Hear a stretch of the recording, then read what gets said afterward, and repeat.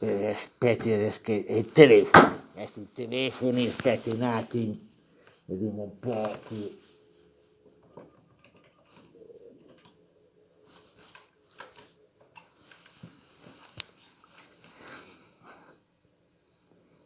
Pronto? Ispettorato del lavoro? Sì, buon pomeriggio. Senta, sono il Pino, un pensionato. Sì, sì, Pino. Io telefono per mio figlio, no? Ecco, volevo fare questa segnalazione. Mio figlio è uno particolare, no? Perché insomma, sì, gli piacciono gli uomini, sì, sì, sì, è omosessuale, sì.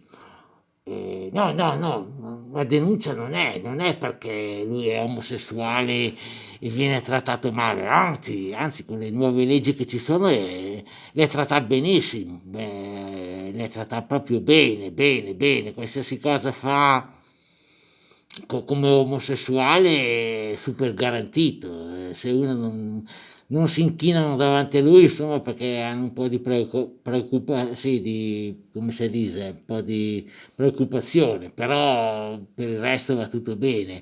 No, io chiamo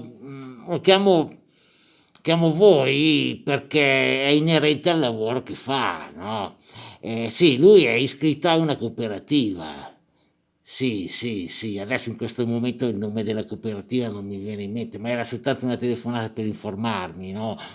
Senta, sì, lui è iscritto come cooperativa e la cosa particolare è che lui, come omosessuale, ha dei grandi diritti, sì, sì, grandi diritti, però come lavoratore di una cooperativa lo pagano 4 euro all'ora e può essere licenziato da un momento all'altro.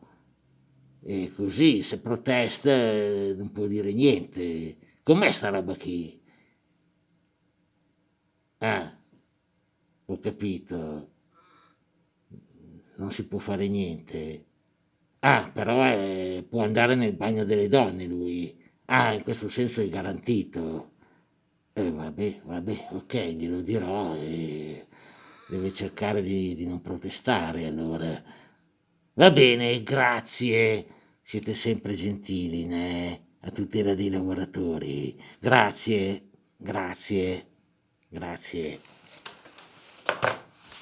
Va, che adesso devo dirgli di fare almeno il gay anche al lavoro, almeno ha qualche diritto, se no che sono 4 euro all'ora.